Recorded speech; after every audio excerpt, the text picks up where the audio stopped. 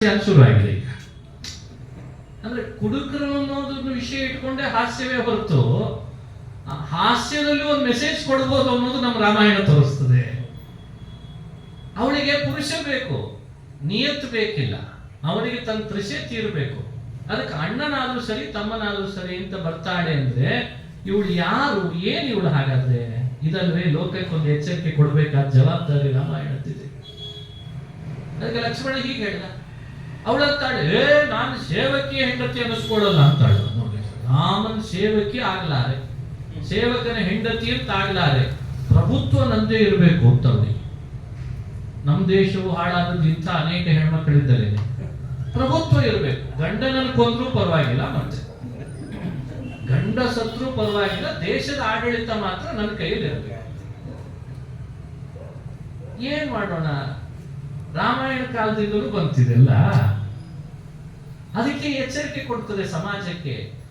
ಅವರವರ ತೃಷೆ ಸ್ವಾರ್ಥಕ್ಕೆ ದೇಶವನ್ನು ಬಲಿ ಕೊಡುವ ವೇಷ ಮಾತ್ರ ಮನುಷ್ಯರದಿರುವಂತವರು ಇದ್ದಾರೆ.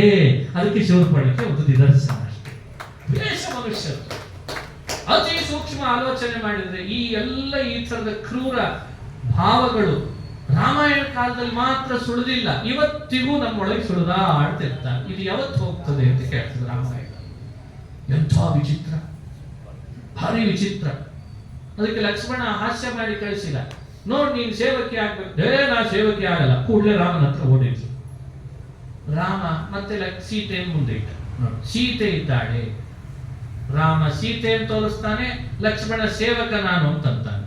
ಅಂತೂ ಅವಳಿಗೆ ಅರ್ಥ ಆಯ್ತು, ಇವನು ನನ್ನನ್ನ ವರಸಲ್ಲ, ಇವನು ನನ್ನ ವರಸಲ್ಲ, ಆದ್ರೆ ರಾಮನನ್ನು ಬಿಡ್ಲಿಕ್ಕೆ ನನಗಿಷ್ಟ ಇಲ್ಲ ಈಗ ಅಂತ ಹೇಳಿ ಸೇವಕನ್ ಮಾತ್ರ ನಾನಾಗಲ್ಲ, ಸೇವಕನ ಹೆಂಡತಿ ಅಂತ, ಆದ್ರೆ ರಾಮನೇ ಬೇಕು ಅಂತ ಹೇಳಿ ಅದಕ್ಕೆ ತೊಡಕೆ ಯಾರಾಗಿದ್ದಾಳೆ? ಸೀತೆ. ಅವಳನ್ನೇ ನುಂಗಿ ಬಿಟ್ರೆ ನೋಡಿ, ಅವಳ ಬುದ್ಧಿಯಲ್ಲಿ ಬಂತು. ಅವಳ ಬುದ್ಧಿಯಲ್ಲಿ ಬಂತು. ಅವಳನ್ನೇ ನುಂಗಿದ್ರೆ, ಅವಳನ್ನೇ ತಿಂದು ಹಾಕಿದ್ರೆ ರಾಮನಿಗೆ ಹೆಂಡತಿ ಇಲ್ಲ ಅಂತ ಆಗ್ತಾಳೆ. ನಾನು ಅವನ ಹೆಂಡತಿ ಆಗ್ತೇನೆ ಅಂತ ತನ್ನ ದುರ್ಬುದ್ಧಿಗೆ ತಕ್ಕಂತೆ ಸೀತೆಯನ್ನ ಕೈಯಲ್ಲಿ ಹಿಡಿದು ತಿನ್ಲಿಕ್ಕೆ ಹೋಗ್ತಾಳೆ. ಈಗ ರಾಮ ಒಬ್ಬ ದಂಡನಾಯಕನಾಗಿ ಅವಳು ಹೆಣ್ಣೋ ಗಂಡೋ ಅಂತ ವಿಚಾರ ಮಾಡಿ ಶಿಕ್ಷೆ ಕೊಡ್ಬೇಕು, ಅಥವಾ ಇದು ನಡೀತಿರೋದು ಸಮಾಜದಲ್ಲಿ ಒಂದು ಹೆಣ್ಣು ಇನ್ನೊಂದು ಹೆಣ್ಣನ್ನ ನುಂಗಿ ತನ್ನ ಸ್ವಾರ್ಥ ತೀರಿಸ್ಕೊಳ್ಳಿಕ್ಕೆ ಹೋಗ್ತಿದ್ದಾಳೆ ಅಂತ ಅವಳಿಗೆ ಶಿಕ್ಷೆ ಕೊಡ್ಬೇಕು. ಇದ್ರ ಮೇಲೆ ತರ್ಕ. ಮತ್ತೆ ಏನೇ ಆಗ್ಲಿ ಹೆಣ್ಣಿನ ಮೇಲೆ ವಿಷಯದಲ್ಲಿ ರಾಮ ಅನ್ಯಾಯ ಮಾಡಿಬಿಟ್ಟ. ನೀವೇನ್ರಿ ಹೇಳೋದು ರಾಮನ ಬಗ್ಗೆ?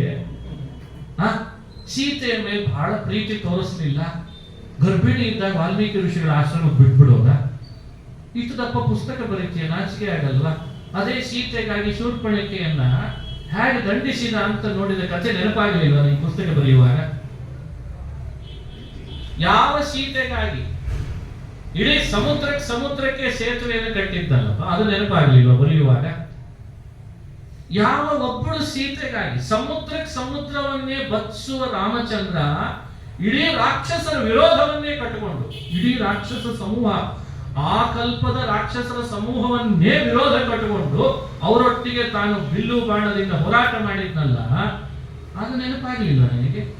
ಗರ್ಭಿಣಿ ಆದಾಗ ಸೀತೆಯನ್ನು ವನವಾಸಕ್ಕೆ ಕಟ್ಟಿಸಿದ ಅನ್ನೋ ಒಂದು ವಿಷಯ ಇಟ್ಟುಕೊಂಡು ಛೇ ಛೇ ಛೇ ಛೇ ಛೇ ಛೇ ಛೇ ಇಡೀ ರಾಮಾಯಣ ಅದು ಕುಡಿದವ ನನಗೆ ರಾಮನ ಬಗ್ಗೆ ಮಾತಾಡ್ತೀಯಲ್ಲ ನೀನು. ಇದು ಯಾವ ಕಥೆ ನೆನಪಾಗಲ್ಲ ನಿನಗೆ? ಯೋಚಿಸಿ ಮಾತಾಡಪ್ಪ ರಾಮನ ಬಗ್ಗೆ. ಬಟ್ ಆ ಸೀತೆಯನ್ನು ನುಂಗ್ಲಿಕ್ಕೆ ಬಂದ ಶೂರ್ಪಣಖಿಗೆ ರಾಮ ಏನ್ ಮಾಡ್ಬೇಕೀಗ? ಅವನು ದಂಡನಾಯಕನೇ. ರಾಮಾಯಣದಲ್ಲಿ ಹೇಳ್ತಾರೆ, ಯಥಾಪರಾಧಂ ದಂಡದಾತ ಇದ್ದಂಗೆ ಇಲ್ಲೊಂದು ಪ್ರಸಂಗ ಹೇಳ್ತಾರೆ. ರಾಜ ಎಷ್ಟರ ಮಟ್ಟಿಗೆ ದಂಡ ಕೊಡಬಲ್ಲ, ರಾಜನ ಸೇವಕನಿಂದಲೇ ಯಾರಿಗೆ ದಂಡ ಕೊಡ್ಬೇಕು, ಇದೊಂದು ವ್ಯವಸ್ಥೆ ಅಂತ. ಈಗ ಶೂರ್ಪಣಖಿಯನ್ನು ರಾಮ ದಂಡಿಸ್ಲಿಲ್ಲ ಅಂತದೆ, ರಾಮನ ನೇರವಾಗಿ ದಂಡಿಸ್ಲಿಲ್ಲ ಅಂತ ಅರ್ಥ. ಏನ್ ಮಾಡಿದ? ಲಕ್ಷ್ಮಣನಿಗೆ ಹೇಳಿದ್ನಂತೆ, ಲಕ್ಷ್ಮಣ ನೀನ್ ನೋಡ್ಕೋಳನ್ನಂತೆ. ಒಂದು ಬಾಣದಿಂದ ತಾಟಕ್ಕೆ ಎದೆ ಸೀಳದ ರಾಮನಿಗೆ ಶೂರ್ಪಣಖಿಯನ್ನು ಸೀಳೋದು ಎಷ್ಟೊತ್ತಿತ್ತು? ಅದಕ್ಕೆ ವ್ಯವಸ್ಥೆ ಹೇಳ್ತಾರೆ. ಇಷ್ಟು ಕ್ರೂರಳಾಗಿ, ಇಷ್ಟು ಒಂದು ಹೆಣ್ಣಿನ ಮೇಲೆ ಇನ್ನೊಂದು ಹೆಣ್ಣಿಗಿರುವ ಭಾವವೇ ತಿಳಿದುಕೊಳ್ಳದೇನೆ ತನ್ನ ಸ್ವಾರ್ಥಕ್ಕೆ ಬಂದ ಇಷ್ಟು ನೀಚತನದ ವ್ಯವಸ್ಥೆಯಲ್ಲಿದ್ದಾಳಲ್ಲ ಇವಳು, ಇವಳಿಗೆ ನಾನು ದಂಡ ಹಾಕಿದ್ರು ನನಗೆ ಮರ್ಯಾದೆ ಕಡಿಮೆ ಅನ್ನತ್ತೆ ರಾಮಚಂದ್ರ. ಅಂದ್ರೆ ಕ್ರೌರ್ಯದ ಅತಿಶಯಿತ ಕ್ರೌರ್ಯ, ನೀಚತನದ ಅತಿಶಯಿತ ನೀಚತನ. ಅವಾಗ ದಂಡ ಹಾಕೋನಿಗಾದ್ರೂ ಒಂದು ಬೆಲೆ ಇರ್ತದೋ ಇಲ್ಲೋ? ಚೇಚೆ ನಾನ್ ಕೊಡಬಾರ್ದು ಇವಳಿಗೆ ದಂಡ ಅನಿಸ್ತದೆ. ಇಂಥವ್ರಿಗೆ ಏನಿದ್ರು ನಮ್ಮ ಸೇವಕ ಸಾಕು ಅಂತ ಅನಿಸ್ತದೆ. ಇದು ತಾಟಕೆಯನ್ನ ಕೊಂದ ರಾಮನಿಗೆ ಶೂರ್ಪಣಖೆ ವಿಷಯದಲ್ಲಿ ಇಷ್ಟು ನೀಚತನ ಮೆರಿತಾಳಲ್ಲ. ಅದು ಒಂದು ಹೆಣ್ಣಿಗೆ ಇನ್ನೊಂದು ಹೆಣ್ಣಿನ ಭಾವನೆ ಅರ್ಥ ಆಗ್ಲಿಲ್ಲಲ್ಲ. ತನ್ನ ಸ್ವಾರ್ಥ ತೀರಿದ್ರೆ ಸಾಕು ಅಂತಾಳೆ. ಇವಳಿಗೆ ನನ್ನ ಬಿಲ್ಲಿಗೆ ಬಾಣ ಹೂಡಿ ಕೊಲ್ಲೋದಕ್ಕಿಂತ ಅವ ಸಾಕು ಅಂತ ಸೇವಕರನ್ನು ಕಲಿಸಿದ. ನೋಡಿ, ಶಿಕ್ಷೆ ಹಾಕುವಾಗಲೂ ದಂಡನಾಯಕನಿಗೆ ಅತಿ ನೀಚತನ ಮೆರೆದವರನ್ನ ತಾನೇ ಸಂಭಾಳಿಸಬಾರ್ದಂತೆ, ತಾನೇ ನಿಭಾಯಿಸಬಾರ್ದಂತೆ. ಅದನ್ನು ಒಬ್ಬರನ್ನ ಕಡೆ ಮಾಡಿಸ್ಬಿಡ್ಬೇಕಂತ ಇದನ್ನು ಲೋಕಕ್ಕೆ ತಿಳಿಸಿದ. ಎಲ್ಲಾ ಸಮಯದೊಳಗೂ ನೀವೇ ಮಾತಾಡಿ ಆಮೇಲೆ ಕಾಮೆಂಟ್ಸ್ ಬಾಕ್ಸ್ ನಲ್ಲಿ ನೀವೇ ಬಯಸ್ಕೋಬೇಡ್ರಿ ಅಂತ ರಾಮಚಂದ್ರ. ಕೆಲವುದನ್ನ ಬೇರೆಯವ್ರ ಕಡೆಯಿಂದ ಮಾತಾಡಿಸ್ಬಿಡ್ರಿ, ಅದು ಉತ್ತರ ಯಾರಿಗೆ ಕೊಡ್ಬೇಕೋ ಕೊಡ್ಲಿಕ್ಕೆ ಆಗ್ತದೆ. ಎಲ್ಲದಕ್ಕೂ ನೀವೇ ಉತ್ತರ ಕೊಡ್ತೀನಿ ಅಂತ ನೀವೇ ಮೀಡಿಯಾದಲ್ಲಿ ಬಂದು ನೀವೇನೋ ಮಾತಾಡ್ಲಿಕ್ಕೆ ಹೋಗಿ ಅದು ತಪ್ಪಾಗಿ ಅದಕ್ಕೊಂದು ಸ್ಪಷ್ಟೀಕರಣ ಅಂತ ಕೊಟ್ಟು ಬೇಕಿತ್ತ ನಿಮಗೆ? ಇದಕ್ಕೆ ಮರ್ಯಾದಾ ಪುರುಷೋತ್ತಮ ಅಂತ ಅರ್ಥ. ಅಂದ್ರೆ ಒಂದು ಮರ್ಯಾದೆ ಇದೆ. ಆ ರಾಜ, ಆ ದಂಡನಾಯಕ, ಅದಕ್ಕೊಂದು ಸ್ಟೇಟಸ್ ಇದೆ. ಅದು ಆ ಲೆವೆಲ್ ಅಲ್ಲೇ ಯೋಚನೆ ಮಾಡ್ಬೇಕದು. ಅದಕ್ಕಿಂತ ಕೆಳಗೆ ಇಳಿಬಾರ್ದದು. ಇಳಿದ್ರೆ ಅದಕ್ಕೆ ಮರ್ಯಾದೆ ಘನತೆ ಕಡಿಮೆ ಮಾಡಿದಾಗ ಆಗ್ತದೆ. ಈ ಅರ್ಥದಲ್ಲಿ ಮರ್ಯಾದಾ ಪುರುಷೋತ್ತಮ. ಒಂದು ಸೀತೆ ಹೆಣ್ಣು ಅನ್ನೋದು ಒಂದು ಸ್ತರ. ಅವಳ ನಿಯತವಾಗಿ ಮಹಾಲಕ್ಷ್ಮಿ, ತನ್ನ ಪತ್ನಿ ಎಲ್ಲ ಸರಿನೇ. ಅವಳ ಭಾವ, ಅವಳ ವ್ಯಕ್ತಿತ್ವ, ಅವಳನ್ನೇ ಮುಗಿಸ್ತೇನೆ ಅಂತ ಹೊರಟ ನೀಚ ಕೃತ್ಯ ನಡೆಸಿದ ಶೂರ್ಪಣಖೆ. ಈ ಇವರಿಬ್ಬರಲ್ಲಿ ಭಗವಂತ ಎಷ್ಟು ಅದ್ಭುತವಾಗಿ ನಿಭಾಯಿಸ್ತಾನೆ ಅಂದ್ರೆ, ಅವಳು ನನ್ನವಳೇ, ನೀನು ಅವಳನ್ನು ದ್ವೇಷಿಸ್ತಿ ಅಂದ್ರೆ ನಿನಗೆ ಶಿಕ್ಷೆ ಆಗಲೇಬೇಕು ಅಂತ ಎಷ್ಟೊತ್ತಿತ್ತು ಹೇಳಿ. ವರಸಿ ಬಂದ ಹೆಣ್ಣೆಲ್ಲ ನನ್ನೋಳು ಅಂತ ಅನ್ನೋ ಕಾಲದೊಳಗೆ ಇತ್ತೀಚೆಗೆ ಹಂಗೆ ಯಾರೆಲ್ಲ ವರಸಿ ಬರ್ತಾರೆ ಅವರೆಲ್ಲ ನನ್ನವರು ಅಂತ ಅನ್ನೋ ಕಾಲ ಶುರುವಾಗಿದೆ. ಯಾರೋ ಒಬ್ಬ ಅದನ್ನು ಬರ್ದ. ಪಾಪ ಏನ್ ಕೇಳಿದ್ರಿ ಶೂರ್ಪಣಖೆ, ಏನ್ ಕೇಳಿದ್ರಿ ಬಾಳ ಅಂದ್ರೆ ಅವಳು ನಾನು ಮದುವೆ ಮಾಡ್ಕೋತ ಕೇಳಿದ್ರು. ಒಬ್ಬ ಪುರುಷನಾಗಿ ಹೆಣ್ಣು ಬಂದು ಬಯಸಿದಾಗ ಅವಳೊಟ್ಟಿಗೆ ಇದ್ದಿದ್ರು ಏನ್ ತಪ್ಪಾಗ್ತಿದ್ರು ರಾಮನಿಗೆ? ನೋಡಿ, ಇದೆಲ್ಲ ಸಂಶೋಧನೆ ಶುರುವಾಗಿದೆ. ಏನ್ ಹೇಳೋಣ, ಎಲ್ಲರಿಗೆ ಏನ್ ಉತ್ತರ ಕೊಡ್ತೀರಿ? ಎಷ್ಟು ಚೀಪ್ ಮೆಂಟಾಲಿಟಿ ರಾಮನ ಬಗ್ಗೆ. ಆತ ಹೇಳ್ತಿದ್ದಾನೆ, ಇವಳು ನನ್ನ ಹೆಂಡತಿ, ನಾನು ಇವಳನ್ನ ಧರ್ಮಪತ್ನಿಯಾಗಿ ಪಡೆದಿದ್ದಾನೆ, ನನ್ನ ಬಿಟ್ಟು ಇವರು ಇರ್ಲಾರ್ಲು, ನಾನು ಇವಳನ್ನು ಬಿಟ್ಟು ಇರ್ಲಾರ್ಲೆ, ಮೂರನೇ ಅವರಿಗೆ ನಮ್ಮಲ್ಲಿ ಅವಕಾಶ ಇಲ್ಲ ಹೇಳ್ತಿದ್ದಾಳೆ. ಅದನ್ನ ಅವಳು ಕೇಳ್ತಿಲ್ಲ. ಆ ದೌಷ್ಟ್ಯ ಮೆರಿತಾ ಇದ್ದಾಳೆ. ಎಲ್ಲ ರೀತಿಯಿಂದ ಆಲೋಚನೆ ಮಾಡಿ ತನ್ನ ವ್ಯಕ್ತಿತ್ವದ ಘನತೆಗೂ ಗೌರವ ಕೊಟ್ಟು ಧಕ್ಕೆ ಬರದಂತೆ, ಒಂದು ಹೆಣ್ಣಾದ ಸೀತೆಗೆ ಯಾವ ಅನ್ಯಾಯವೂ ಆಗದಂತೆ, ಅವಳ ದೌಷ್ಟ್ಯ ಎಲ್ಲ ವ್ಯಕ್ತ ಆದ ಮೇಲೆ ಅವಳಿಗೆ ಕೊಡಬೇಕಾದ ಶಿಕ್ಷೆಯನ್ನು ಲಕ್ಷ್ಮಣನ ಕಡೆಯಿಂದ ಕೊಡಿಸಿ ತನ್ನ ಮರ್ಯಾದಾ ಪುರುಷೋತ್ತಮ ಅನ್ನೋದನ್ನ ಜಗತ್ತಿಗೆ ಸಾರಿದ ರಾಮ. ಇದು ಶೂರ್ಪಣಖೆ ಕಥೆ ಅಂತ ವ್ಯಾಖ್ಯಾನ ಮಾಡ್ತಾರೆ. ಇನ್ನು ವಿಧವೆ ಆದವಳು, ಮೇಲಾಗಿ ವಿಧವೆ ಆದವಳು ಪರಪುರುಷರೊಟ್ಟಿಗೆ ಹೋಗಬಾರದು. ಅದು ಸರಿನೇ, ನಿಯಮ ಸರಿನೇ. ಆ ನಿಯಮಕ್ಕೆ ಅನುಗುಣವೂ ಕೂಡ ಅವಳು ವಿಧವೆ ಆಗಿದ್ದಾಳೆ. ಈಗಾಗಲೇ ವಿವಾಹಿತಳಾಗಿ ವಿಧವೆ, ಪರಪುರುಷರನ್ನು ಬಯಸಲಿಕ್ಕೆ ಹೊರಟಿದ್ದಾಳೆ. ಇದು ಒಂದು ತಪ್ಪೆ. ಇಷ್ಟು ವಿಚಿತ್ರ ಅವಳ ದೌಷ್ಟ್ಯದಲ್ಲಿ ಇದು ಒಂದು ಸೇರ್ಕೊಂಡಿದೆ. ಮತ್ತೆ ಅದಕ್ಕೂ ಶಿಕ್ಷೆ ಕೊಡಿಸ್ಬೇಕು. ಅದಕ್ಕೆ ರಾಮ ಲಕ್ಷ್ಮಣನ ಕಡೆಯಿಂದ ಅವಳ ಮೂಗು ಕಿವಿಯನ್ನ ಕತ್ತರಿಸಿ, ರಾವಣ ಯಾವ ರೀತಿ ಸವಲತ್ತು ಕೊಟ್ಟು ಕಳಿಸಿದ್ದ ಆ ಸವಲತ್ತಿಗೆ ಬ್ರೇಕ್ ಹಾಕಿದವನೇ ರಾಮಚಂದ್ರ. ಅವನು ಅವಳು ವಿಧವೆ ಆದ್ರೂ ಅಡ್ಡಿ ಇಲ್ಲ, ನಿನಗೆ ಯಾರು ಬೇಕೋ ಅವ್ರನ್ನ ಒರೆಸು ಅಂತ ಸವಲತ್ತು ಕೊಟ್ಟಿದ್ದ. ನೋಡಿ, ಇತ್ತೀಚೆಗೆಲ್ಲ ಕಳ್ತನಕ್ಕೆ ಸವಲತ್ತು ಜಾಸ್ತಿ ಅಲ್ವ? ನೀವು ಮಾಡ್ರಿ ಪರವಾಗಿಲ್ಲ, ನನ್ನ ಹೆಸರು ಹೇಳ್ಬೇಡ್ರಿ, ಒಳಗಿಂದ ಮಾಡ್ರಿ ಅಂತಿರ್ತಾರೆ. ನೀವು ಲಂಚ ತಗೊಳ್ರಿ, ನಮ್ಮ ಹೆಸರು ಹೇಳ್ಬೇಡ್ರಿ, ರಾತ್ರಿ ಆಮೇಲೆ ನಮ್ಮ ಮನೆ ಕಳಿಸಿದ್ರೆ ಸಾಕಲ್ಲ. ಇವತ್ತು ಹಂಗೆ ನಡೀತಾ ಇದೆ ಪ್ರಪಂಚ. ಶ್ರೀರಕ್ಷೆ ರಾವಣಂದು ನಡೆಸೋರೆಲ್ಲ ಇಲ್ಲಿರೋರೆಲ್ಲ ಕರ್ಮಚಾರಿಗಳು. ಈ ಥರದ ಅನ್ಯಾಯ ಲೋಕದಲ್ಲಿ ನಡೆದರೆ ಇದಕ್ಕೇನು ಬ್ರೇಕ್ ಹಾಕೋದು ಇಲ್ವೇ? ಅದಕ್ಕೆ ರಾಮ ಏನ್ ಮಾಡಿದ, ಇನ್ನೊಬ್ಬ ಪುರುಷನನ್ನೂ ಬಯಸಿರಬಾರ್ದು. ಅದಕ್ಕೆ ಅವಳ ಮೂಗು ಕಿವಿ ಕತ್ತರಿಸಿದ. ಅದು ವಿರೂಪಗೊಳಿಸಿದ. ಅದಕ್ಕೆ ಮಂತ್ರಾಲಯ ಪ್ರಭುಗಳು ಅವರ ಹೆಸರು ಹೇಳಲಿಕ್ಕೂ ಇಷ್ಟಪಡಲಿಲ್ಲ. ಅದಕ್ಕೆ ಅವ್ರು ಏನ್ ಮಾಡಿದ್ರು, ವಿಕೃತಾಂ ರಾಕ್ಷಸೀಂ ಅಂತ ಶಬ್ದದಿಂದ ಕರೆದರು. ವಿಕೃತ ಮನಸ್ಸು ಅವಳದು, ಮನಸ್ಸು ವಿಕೃತ, ಬಹಳ ನೀಚತನದ ಮನಸ್ಸು.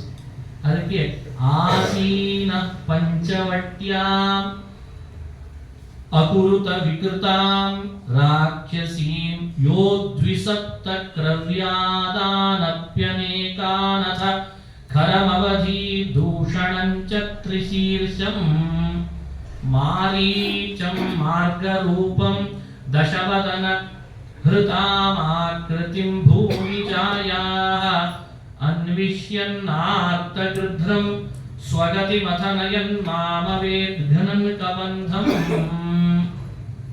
ಈ ವಿಕೃತ ಮನಸ್ಸುಗಳು ಲೋಕದಲ್ಲಿ ಇವರು ಇರ್ತಾರೆ. ಇವರನ್ನು ಎಚ್ಚರದಿಂದ ನೀವು ನಿಭಾಯಿಸಬೇಕು. ಹೇಳಲಿಕ್ಕೆ ಬರಲ್ಲ ಯಾರು ಎಲ್ಲಿ ಏನು ಶೂರ್ಪಣಿಕೆ ಅಂತ ಹೇಳಲಿಕ್ಕೆ ಬರಲ್ಲ, ಎಲ್ಲಿ ರಾವಣ ಇದ್ದಾನೆ ಹೇಳಲಿಕ್ಕಿಲ್ಲ. ನೋಡಿ, ಮುಂದೆ ಕೆಲವು ರಾಕ್ಷಸರು ಬಂದರು, 14,000 ರಾಕ್ಷಸರು. ಅದನ್ನು ದ್ವಿಸಪ್ತ ಅಂತ ಕರೆದ್ರು ಮಂತ್ರಾಲಯ ಪ್ರಭು. 14,000 ರಾಕ್ಷಸರ ಜೊತೆಗೆ ಒಬ್ಬಂಟಿಗನಾಗಿ ರಾಮ ಹೋರಾಡಿದ್ದಂತ. ಅವನ ಬಲ ಪೌರುಷ ಎಂಥದ್ದು. ರಾಮಾಯಣದಲ್ಲಿ ಸೌಮ್ಯತೆಯನ್ನು ಹೇಳಿದ್ದು ಬಹಳ ಕಡಿಮೆ, ಪೌರುಷ ಹೇಳಿದ್ದೇ ಜಾಸ್ತಿ. ಆದರೂ ವಾಲ್ಮೀಕಿಗಳ ರಾಮಾಯಣದ ಪ್ರಧಾನ ರಸ ಕರುಣಾರಸ ಆಗಿಬಿಡ್ತು. ಮತ್ತೆ ಇದೇ ವ್ಯತ್ಯಾಸ. ಅದು ಕವಿಗಳು ನೋಡೋ ದೃಷ್ಟಿ ಹಂಗಾದ್ರೆ ಏನ್ ಮಾಡ್ಲಿಕ್ಕಾಗಲ್ಲ. ಶಾಂತವಾಗಿರ್ರಿ, ಒಂದು ಕಪಾಳಕ್ಕೆ ಹೊಡೆದ್ರೆ ಇನ್ನೊಂದು ಕಪಾಳ ಕೊಡ್ರಿ, ಹೀಗೆ ಹೇಳಿಲ್ಲ ರಾಮಾಯಣ. ಈ ಹೆಸರಿನಲ್ಲಿ ರಾಮನ ದುರುಪಯೋಗ ಮಾಡಿಕೊಂಡವರು ಬಹಳ ಜನ ಇದ್ದಾರೆ. ರಾಮ ರಾಮ ಅಂತ ಹೇಳಿ ಜಪಿಸಿ ರಾಮನ ಪೌರುಷವನ್ನೇ ಜಗತ್ತಿಗೆ ಬೋಧಿಸದೇನೆ ಯಾರಾದ್ರೂ ಹೊಡೆದ್ರೆ ನೀವು ಮಾತ್ರ ಹಿಂಸೆ ಮಾಡಬೇಡ್ರಿ ಅಂತಂದ್ರೆ ಏನರ್ಥ? ಇದ್ಯಾವ ರಾಮನಿಗೆ ಕೊಟ್ಟ ಬೆಲೆ? ಅರೆ, ನಿನ್ನನ್ನು ನೀನ್ ಪಡಿ, ನಿನ್ನ ತನವನ್ನು ನೀನ್ ತೋರಿಸು, ನಿನ್ನ ಪೌರುಷವನ್ನು ನೀನ್ ಇಟ್ಕೋ, ನಿನ್ನ ಬಲದಿಂದ ನೀನು ಮೇಲೆ ಬಾ. ಇದು ರಾಮ. ಅದು ಬಿಟ್ಟು ನೀವು ಬರೀ ಹೊಡೆಸ್ಕೊಡ್ರಿ ಬಡಿಸ್ಕೊಡ್ರಿ, ಯಾರಾದ್ರೂ ನಿಮ್ಮಿಂದ ಏನಾದ್ರೂ ಕಿತ್ಕೊಂಡು ಹೋದ್ರೆ ಕೊಟ್ಬಿಡ್ರಿ, ಮತ್ತೆ ಅವ್ರನ್ನ ಕೇಳಲಿಕ್ಕೆ ಹೋಗ್ಬೇಡ್ರಿ, ಇದ್ಯಾವ ನ್ಯಾಯ? ಇದು ರಾಮನಿಗೆ ಮಾಡಿದ ದ್ರೋಹನೋ, ರಾಮನ ಹೆಸರಿನಲ್ಲಿ ಮಾಡಿದ ಜಗತ್ತಿಗೆ ದ್ರೋಹ ಅಲ್ವೇ ಇದು? ರಾಮ ಅಂತದ್ ಮಾಡೇ ಇಲ್ಲ. ರಾಮ ಸೌಮ್ಯದಿಂದ ಇದ್ದದ್ದು ಅಂತಿಲ್ಲ. ದಂಡಕದಲ್ಲಿ ಹೋದ, ಯುದ್ಧನೇ ಮಾಡಿದ. ತಾಟಕ್ಕೆ ಯುದ್ಧನೇ ಮಾಡಿದ. ಶೂರ್ಪಣಿಕೆ ಯುದ್ಧ ಮಾಡಿಸಿದ. 14,000 ರಾಕ್ಷಸರು ಯುದ್ಧ ಮಾಡು ಅಂದ. ಮಾಡ್ತೀನಿ ನಾನು, ಲಕ್ಷ್ಮಣ ನೀನಿಲ್ಲ ನಾನೇ ಮಾಡ್ತೀನಿ ಅಂದ. ಇಷ್ಟು ಪೌರುಷ ಬೆಳೆದ ರಾಮನ ವ್ಯಕ್ತಿತ್ವವನ್ನ ಹೆಸರು ಮಾತ್ರ ರಾಮ ರಾಮ ಅಂತ ಹೇಳಿ ನೀವು ಅವನ ವ್ಯಕ್ತಿತ್ವಕ್ಕೆ ಮಸಿ ಬೆಳೆದು ಬಿಟ್ರಲ್ಲ. 14,000 ರಾಕ್ಷಸರ ಸಂಹಾರದ ಬಗ್ಗೆ ನಾರಾಯಣ ಪಂಡಿತರು ಹೇಳ್ತಾರೆ. ರಾಮ ಹೇಗೆ ಯುದ್ಧ ಮಾಡಿದ? ಆ 14,000 ರಾಕ್ಷಸರು ಏಕಕಾಲದಲ್ಲಿ ಬಂದ್ರೆ ಯುದ್ಧ ಮಾಡ್ಬೇಕಂದ್ರೆ ಹೇಗೆ ಮಾಡಿದ? ಅಲ್ಲೊಂದು ಅಘಟಿತ ಘಟನಾ ಶಕ್ತಿ ತೋರಿಸಿದ. ಎಲ್ಲಾ ದಿಕ್ಕುಗಳಲ್ಲೂ ರಾಮ ಕಾಣಿಸ್ಲಿಕ್ಕೆ ಶುರು ಮಾಡಿದ್ದ. ಅದನ್ನು ಹೇಳಬೇಕಾಗಿ ಎಲ್ಲಾ ದಿಕ್ಕು 8 ದಿಕ್ಕಿನಲ್ಲೂ ರಾಮ ಕಾಣಿಸ್ಲಿಕ್ಕೆ ಶುರು ಮಾಡಿದ. 8 ದಿಕ್ಕಿನಲ್ಲಿ ರಾಮ ಕಂಡದ್ದು ಒಂದು. ಇನ್ನೊಬ್ಬ ಕವಿ ಹೇಳ್ತಾನೆ, ಪರಸ್ಪರ ರಾಕ್ಷಸರಿಗೇನೆ ರಾಕ್ಷಸರ ಮುಖ ರಾಮ ಕಂಡ ಕಾಣಿಸ್ತದೆ. ಹೀಗೂ ಒಂದು ನಡೆದಿದೆ ಅಂತ ಹೇಳ್ತಾರೆ. ಅದೊಂದು ಅಸ್ತ್ರ ಇದೆ, ಸಂಮೋಹನಾಸ್ತ್ರ. ಸಂಮೋಹನಾಸ್ತ್ರದಲ್ಲಿ ಬೇರೆ ಬೇರೆ ತರ ಇದೆ. ಎದುರುಗಡೆ ಇದ್ದ ರಾಕ್ಷಸನಿಗೆ ರಾಮ ಕಂಡ ಕಾಣಿಸಿದ್ರೆ ಈ ರಾಕ್ಷಸ ಇಲ್ಲೇ ಇದ್ದಾನೆ ರಾಮ ಅಂತ ಇವನು ಅವನ ಮೇಲೆ ಬೀಸ್ತಾನೆ, ಅವನು ಇವನ ಮೇಲೆ ಬೀಸ್ತಾನೆ. ಹೀಗೊಂದು ವ್ಯವಸ್ಥೆ ಮಾಡಿದಂತ ರಾಮ. ಅಂತೂ 14,000 ರಾಕ್ಷಸರ ಸಂಹಾರದ ಹಿಂದೆ ರಾಮ ಎಲ್ಲಾ ದಿಕ್ಕುಗಳಲ್ಲಿ ಕಂಡ ಅನ್ನೋದನ್ನೇ ದಾಸರು ಎಲ್ಲಿ ನೋಡಿದರಲ್ಲಿ ರಾಮ ಅಂತ ಕಥೆಯನ್ನು ಹೇಳಿ ಅದ ಹಾಡನ್ನು ಮಾಡಿ. ಎಲ್ಲಿ ನೋಡಿದರಲ್ಲಿ ರಾಮ. ನಾರಾಯಣ ಪಂಡಿತರು ಒಂದು ಮಾತು ಹೇಳ್ತಾರೆ, ರಾಮ ಪುರಸ್ತಾತ್ ಪರತೋಪಿ ರಾಮ, ರಾಮ ಪರಂ ದಿಕ್ಷು ವಿದಿಕ್ಷು ರಾಮ, ರಾಮೈರನಂತೈರಿತಿ ವಿಶ್ವರೂಪ, ನಿಘ್ನನ್ನರಾತೀನ್ ವಿರರಾಜ ರಾಮ. ರಾಮ ಪುರಸ್ತಾತ್, ರಾಮ ಪರಸ್ತಾತ್. ರಾಮ ಮುಂದೂ ಇದ್ದ, ರಾಮ ಹಿಂದೂ ಇದ್ದ, ರಾಮ ಮುಂದು ಹಿಂದೂ ಬಲ ಎಡ ಎಲ್ಲ ಕಡೆಯಲ್ಲಿ ರಾಮ. ವಿಶ್ವರೂಪ ರಾಮ ಅರಾತೀನ್ ನಿಘ್ನನ್, ಶತ್ರುಗಳನ್ನು ಸಂಹಾರ ಮಾಡಿದ. ಅತಿಮಾನುಷ ಚರಿತ್ರೆಗಳಲ್ಲಿ ಇದು ಒಂದು ಅತಿಮಾನುಷ ಚರಿತ್ರೆ. 14,000 ರಾಕ್ಷಸರನ್ನ ರಾಮ ಕೊಂದದ್ರ ಚರಿತ್ರೆ ಅಂತ ಪರಿಗಣಿಸ್ತಾರೆ.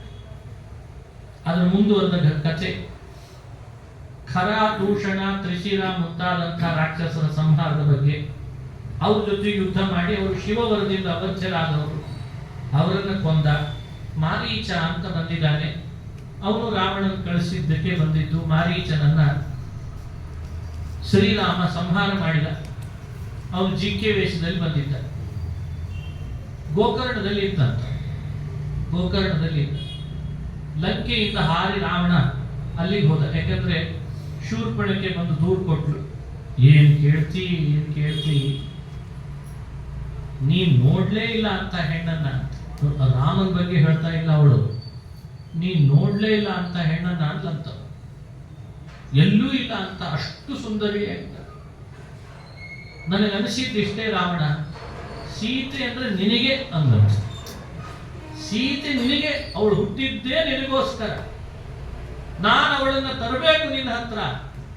ಆಮೇಲೆ ರಾಮ ಒಬ್ಬನೇ ಆಗ್ತಾನಲ್ಲ, ಅವನನ್ನ ನಾನು ವಿವಾಹ ಮಾಡ್ಕೊಳ್ಬೇಕು ಅಂತ ಇಟ್ಕೊಂಡಿದ್ದೆ. ಆದ್ರೆ ರಾಮ ನನ್ನನ್ನು ಹೀಗೆ ಮಾಡಿ ಕಳಿಸ್ಬಿಟ್ಟ.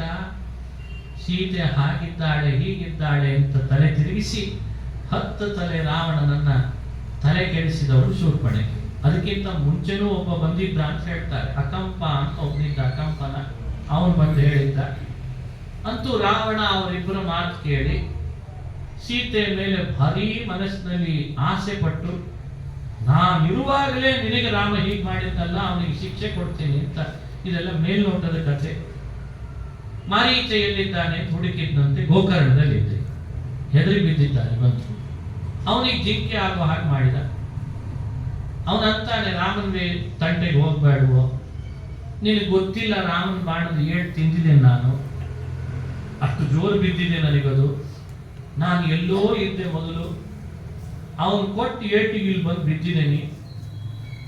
ಹಾಗಾಗಿ ರಾಮನ ತಂಟೆಗೆ ನಾನು ಹೋಗಲ್ಲ, ಬೇಡ ಅಂತ ಅಂತಾನೆ. ಅವನು ಇವನು ಕೇಳುವನು, ನೋಡು ನೀನು ಅಲ್ಲಿ ಹೋದ್ರೆ ರಾಮ ನಿನ್ ಕೊಲ್ತಾನೆ ಅಂತ, ಇಲ್ಲಿದ್ರೆ ನಾನು ಬಿಡ್ತೇನೆ ಅನ್ಕೊಂಡಿದೀಯ ಅಂತ. ಅರ್ಥ ಆಯ್ತು ಮಾರೀಚನಿಗೆ, ನನ್ನ ಸಾವು ಹತ್ರ ಬಂತು ಅಂತ. ಇಲ್ಲಿದ್ರೆ ರಾವಣ ಕೊಲ್ತೇನೆ ಅಂತ, ಅಲ್ಲಿ ಹೋದ್ರೆ ರಾಮ ಅಂತೂ ನನ್ನನ್ನ ಕೊಂದೇ ಕೊಲ್ತಾನೆ. ಹಿಂದೆ ತಾಟಕ್ಕೆ ಜೊತೆಗೆ ಇದ್ದಾಗಲೇ ನನ್ನನ್ನು ಓಡಿಸಿದ. ಆಗ ಬಿಟ್ಟಿದ್ದೇ ಹೆಚ್ಚು, ಈಗಂತೂ ಏನು ಬಿಡ್ಲಾರ. ಯಾರ ಹತ್ರ ಸಾಯೋದು ಅಂತ ನಾನು ಈ ಸರಿ ನಿಶ್ಚಯ ಮಾಡ್ಬೇಕೀಗ. ಹೀಗೂ ಪರಿಸ್ಥಿತಿ ಬರ್ತದೆ ಜೀವನದೊಳಗೆ. ಅವನ ಹತ್ರ ಸಾಯಿಲ್ಲ, ಇವನ ಹತ್ರ ಸಾಯಿಲ್ಲ, ಸಾಯೋದಂತೂ ನಿಶ್ಚಿತ ಇಲ್ಲ. ಅದಕ್ಕೆ ಅವನು ಯೋಚಿಸಿದ್ದಂತೆ. ವಾಲ್ಮೀಕಿಗಳು ಹೇಳ್ತಾರೆ, ರಾವಣನ ಕಡೆ ಸಾಯೋದಕ್ಕಿಂತಲೂ ರಾಮನ ಕಡೆ ಸಾಯೋದು ಮೇಲು ಯೋಚಿಸಿದ್ದಂತೆ. ಮೇಲ್ನೋಟಕ್ಕೆ ಏನು ಅನಿಸ್ತದೆ, ಎಷ್ಟು ಒಳ್ಳೆ ಬುದ್ಧಿ ಬಂತಲ್ಲ ಮಾರೀಚನಿಗೆ. ವಾಲ್ಮೀಕಿಗಳು ವಿವರಣೆ ಕೊಡ್ತಾರೆ, ನಾನು ಸತ್ರೂ ಪರವಾಗಿಲ್ಲ, ಅಂತೂ ಈ ಮೂಲಕವಾಗಾದ್ರೂ ರಾಮನಿಂದ ಸೀತೆಯನ್ನು ದೂರ ಮಾಡ್ತೀನಲ್ಲ, ರಾಮ ದುಃಖ ಪಡ್ತಾನೆ, ಅಟ್ ಸಾಕು ಅಂತಿತ್ತು ಯೋಚನೆ. ಅಂದ್ರೆ ನೀಚತನದಲ್ಲಿ ಇದಕ್ಕಿಂತ ಹೆಚ್ಚಿನ ನೀಚತನ ಇಲ್ಲ ಅಂತಾರೆ ವಾಲ್ಮೀಕಿಗಳು. ನನಗೆ ಸಾವು ಬಂದ್ರೂ ಪರವಾಗಿಲ್ಲ, ರಾಮನನ್ನು ಕೊಂದ್ರೂ ಸರಿ, ಆದ್ರೆ ಆ ಸೀತೆ ಅಂತೂ ರಾಮನಿಗೆ ಸಿಗಲಿಲ್ಲ ಅಂತ ಆಗ್ತಾನೆ, ಅಪಹರಿಸ್ತಾನೆ ರಾವಣ, ಅವಾಗ ದುಃಖ ಪಡ್ತಾನೆ, ಆ ದುಃಖ ಆಗ್ತದಲ್ಲ, ಅಟ್ ಸಾಕು. ಇಂಥವ್ರು ಎಷ್ಟು ಜನ ಇಲ್ಲ ಮನುಷ್ಯರು. ಅಲ್ಲ, ನಮಗೆ ಗೊತ್ತಿರ್ತದೆ ಇವ್ರು ಯಾರು. ನಾವು ಹಾಗೆ ಇದ್ರೆ ಬದಲಾವಣೆ ಯಾವಾಗ ಆಗೋದು? ಮಾರೀಚ ನೀಚಂ ಜನಯಾಂ ಬಭೂವ ಅಂತ. ಮಾರೀಚನಂತ ನೀಚನನ್ನ ಸಮಾಜಕ್ಕೆ ಕೊಟ್ಟವಳು ತಾಟಕೆ. ಅವಳು ಅಷ್ಟು ನೀಚ ಮಗನನ್ನು ಕೊಟ್ಟೋಗಿದ್ದಾಳೆ ಸಮಾಜಕ್ಕೆ. ಅದಕ್ಕೆ ಆತ ಯೋಚಿಸಿದಂತೆ ಮಾಡಿದ. ಜಿಂಕೆ ಆದ, ಬಂಗಾರದ ಜಿಂಕೆ ಬೇಕು ಅಂತ ಆಸೆ ಪಟ್ಟಂತಾಯ್ತು. ಇವಳ ಬಯಕೆಗೆ ರಾಮನು ಕೂಡ ಆಯ್ತು ತರ್ತೇನೆ ಅಂತ ಹೊರಟ ಅಂತ ಕಥೆಗಳೆಲ್ಲ ರಾಮಾಯಣದಲ್ಲಿ ಬರ್ತದೆ. ಅದನ್ನು ಸಂಗ್ರಹಿಸಿ ಹೇಳುವಾಗ ಮಂತ್ರಾಲಯ ಪ್ರಭುಗಳು ಮಾರೀಚಂ ಮಾರ್ಗ ರೂಪಂ ದಶವದನ ಹೃತ. ಮಾರ್ಗ ರೂಪಂ ಮಾರೀಚ, ಇವನು ಜಿಂಕೆಯಾಗಿ ಬಂದ ಮಾರೀಚನನ್ನು ರಾಮ ಅಟ್ಟಿಸ್ಕೊಂಡು ಹೊರಟಿದ್ದಾನೆ. ಬಾಣ ಬಿಟ್ಟ ರಾಮ, ಕೆಲವು ಯೋಜನೆ ದೂರಕ್ಕೆ ಹೋಗಿದ್ದ ಮಾರೀಚ, ಬಾಣ ಬಿಟ್ಟ ಬಾಣಕ್ಕೆ ಮಾರೀಚನಿಗೆ ತಗಲಿತ್ತಲ್ಲ, ಏನ್ ಹೇಳಬೇಕು?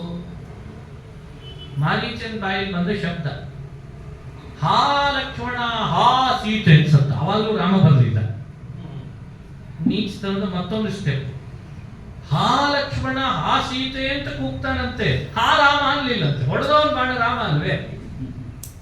ರಾಮನ ಹೆಸರು ಕೂಗ್ಬೇಕಾ ಬೇಡ? ರಾಮ ಅನ್ಲಿಲ್ಲ, ಲಕ್ಷ್ಮಣ ಸೀತೆ ಅಂತ ಸತ್ತ. ಆ ಶಬ್ದ ಸೀತೆ ಕೇಳಿಸ್ತು. ಲಕ್ಷ್ಮಣ ಇದ್ದಾನೆ ಅಂತ ಗೊತ್ತಿತ್ತು, ಲಕ್ಷ್ಮಣ ಅಲ್ಲೇ ಇದ್ದಾನೆ ಅಂತ ಗೊತ್ತಿತ್ತು ಮಾರೀಚನಿಗೆ. ಸೀತೆ ತಕರಾರು ತೆಗಿತಾಳೆ, ರಾಮನಿಗೇನು ಆಗಿದೆ, ರಾಮನಿಗೇನು ಆಗಿದೆ ನೀನು ಹೋಗು, ರಾಮನಿಗೇನು ಆಗಿದೆ ನೀನು ಹೋಗು. ಏನಾಗಲ್ಲ ಅಣ್ಣನಿಗೆ. ಅಣ್ಣ ಅಂದ್ರೆ ಎಂಥ ಪರಾಕ್ರಮಿ. ಅತ್ತಿಗೆ ನೀನು ಸಂಶಯ ಪಡಬೇಡ ರಾಮನ ಬಗ್ಗೆ, ನಾನ್ ನಿನ್ನ ಬಿಟ್ಟು ಹೋಗಲ್ಲ, ನಿನಗೇನಾದ್ರೂ ಆಗಬಹುದು ಅಂತ ನನ್ನನ್ನು ಅಣ್ಣ ಇಲ್ಲಿಟ್ಟು ಹೋಗಿದ್ದಾನೆ. ಎಷ್ಟು ಹೇಳಿದ್ರು ಕೇಳಲಿಲ್ಲ. ಸೀತೆ ಲಕ್ಷ್ಮಣನನ್ನ ಕಳಿಸ್ಲಿಕ್ಕೆ ಏನ್ ಬೇಕೋ ಆ ಮಾತುಗಳನ್ನೇ ಆಡಿದ್ಲ. ಅವನನ್ನು ಕೆರಳಿಸಿದ್ಲು, ಅವನ ಸ್ವಾಭಿಮಾನಕ್ಕೆ ಧಕ್ಕೆ ಬರುವಂತ ಮಾತನ್ನು ಆಡ್ಬಿಟ್ಲ. ಒಂದು ಕುಟುಂಬದೊಳಗೆ ಈ ಥರದ್ದು ಘಟನೆ ನಡೀತದೆ, ಅಲ್ಲಿಯೂ ತಾಳ್ಮೆಯಿಂದ ಇರಲಿ ಅಂತಲಿಕ್ಕೆ ಲಕ್ಷ್ಮಣನಿಗೆ ಸೀತೆ ಆಡಿದ ಮಾತು ದೊಡ್ಡ ಎಚ್ಚರಿಕೆ. ನನಗೆ ಗೊತ್ತು ಲಕ್ಷ್ಮಣ ನೀನು ಬಂದದ್ದೇ ಇದಕ್ಕಾಗಿ ಅಂತಲ್ಲಂತೆ. ಇಂದಲ್ಲ ನಾಳೆ ನನ್ನನ್ನು ಒಬ್ಬಂಟಿಗಳಾಗಿ ಬಿಟ್ಟೋಗಿರ್ತಾನೆ ರಾಮ. ರಾಮ ಇಲ್ಲದೆ ಇರೋ ಸಮಯವನ್ನು ನೀನ್ ನನ್ನ ಮೇಲೆ ಉಪಯೋಗಿಸ್ಕೊಳ್ಬಹುದು ಅಂತ ಅನ್ಕೊಂಡಿದ್ದೀಯಾ ಅಂತ ಬಿಟ್ಲಂತೆ. ಏನ್ ಹೇಳಬೇಕು? ಪಾದ ಸೇವೆ ಮಾಡ್ತೇನೆ ಅಂತ ಬಂದ ಲಕ್ಷ್ಮಣನ ಮೇಲೆ ಹೀಗೊಂದು ಆರೋಪ ಬಂತು ಅಂದ್ರೆ ಲಕ್ಷ್ಮಣನ ಸ್ವಾಭಿಮಾನ ಧಕ್ಕೆ ಬರ್ಲಿಲ್ವೇ? ಬಂತು. ಆ ಕೂಡ್ಲೇ ಲಕ್ಷ್ಮಣ ಅರೆ ನನಗೆ ಹೀಗಂದಲ್ಲ ಅತ್ತಿಗೆ, ಹೋಗೇ ಬಿಡ್ತೇನೆ ರಾಮನನ್ನು ಹಿಂಪಾಲಿಸ್ಕೊಂಡು, ಈ ಮಾತು ನಾನು ಅನಿಸ್ಕೊಳ್ಳಿಕ್ಕೆ ತಯಾರಿಲ್ಲ ಅಂತ ಹೊರಟೇ ಬಿಟ್ಟ.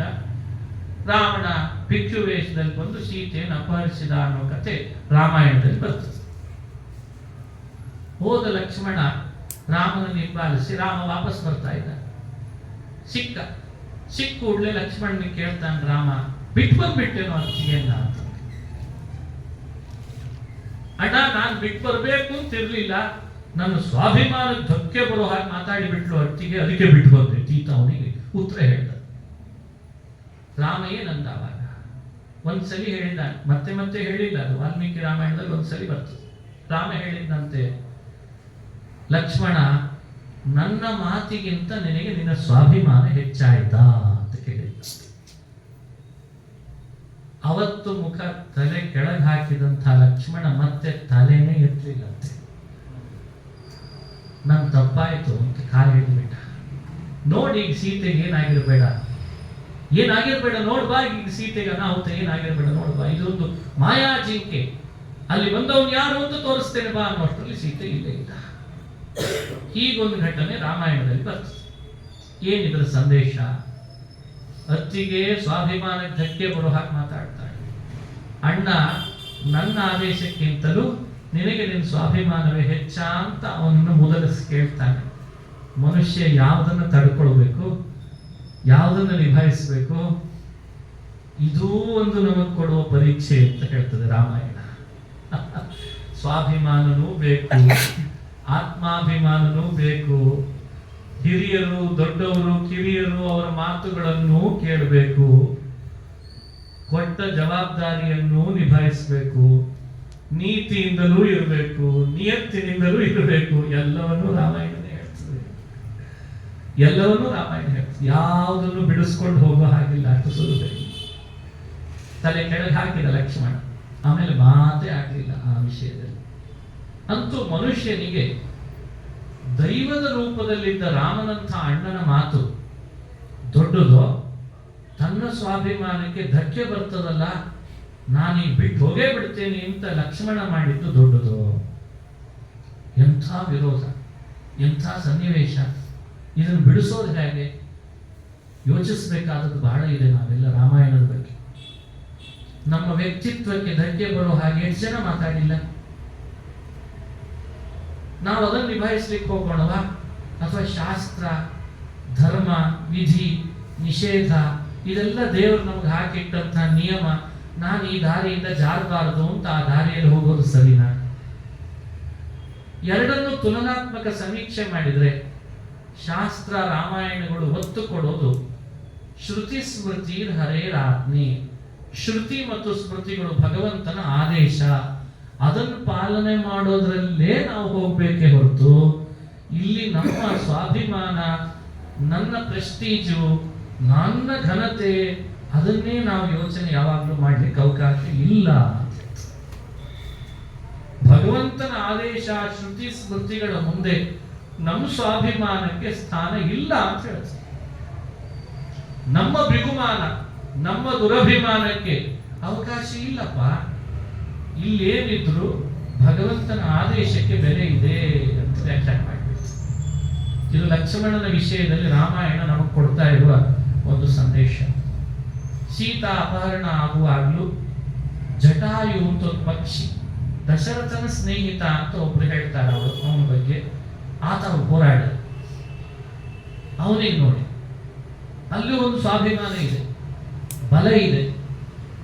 ರಾಮನಿಗೆ ಪಂಚವಟಿಗೆ ಆಶ್ರಮಕ್ಕೆ ಬಂದಾಗಲೇ ಜಟಾಯು ಕೇಳ್ಕೊಂಡಿದ್ನಂತೆ, ನೋಡು ರಾಮ, ದಶರಥ ರಾಜ ನನ್ನ ಸ್ನೇಹಿತ, ನೀನು ಅಂದ್ರೆ ನನಗೆ ಮಗನಿದ್ದಂತೆ, ನಿನ್ನ ಹೆಂಡತಿ ಅಂದ್ರೆ ನನಗೆ ಸೊಸೆ ಇದ್ದಂತೆ. ಯಾವುದೇ ಕಾರಣಕ್ಕೂ ನಿಮ್ಗೆ ಆತಂಕ ಆಗದೆ ಇರೋ ಹಾಗೆ ನಾನು ರಕ್ಷಕನಾಗಿ ನಿಲ್ತೇನೆ ಅಂತ ಜಟಾಯು ಆ ಸಮಯದೊಳಗೆ ತನ್ನ ಮಾತನ್ನ ಪಾಲನೆ ಮಾಡಬೇಕು. ಆ ಒಂದು ಕಾರಣಕ್ಕೆ ತನ್ನ ಪ್ರಾಣ ಕೊಡ್ಲಿಕ್ಕೂ ಸಿದ್ಧನಾದ. ಕೊಟ್ಟೂ ಬಿಟ್ಟ. ಅದೇ ಒಂದು ಹೆಣ್ಣಿಗೆ ಅನ್ಯಾಯ ಆಗ್ತಾ ಇದೆ ಅಂದ್ರೆ ನಾನು ಇದನ್ನು ಸಹಿಸಲ್ಲ, ಪ್ರತಿಭಟಿಸ್ತೇನೆ ಅಂತ ರಾವಣ ವಿರುದ್ಧ ಹೋರಾಡ್ದ ಉಸಿರಿರೋವರೆಗೂ. ಅವನು ರೆಕ್ಕೆ ಕತ್ತರಿಸಿದ, ಕಾಲ್ ಕತ್ತರಿಸಿದ, ಮತ್ತೆ ಕುಕ್ಕಿದ, ಬಿಡು ಸೀತೆಯನ್ನ ಅಂತ ಹೇಳಿದ್ರು, ಕೇಳಲಿಲ್ಲ.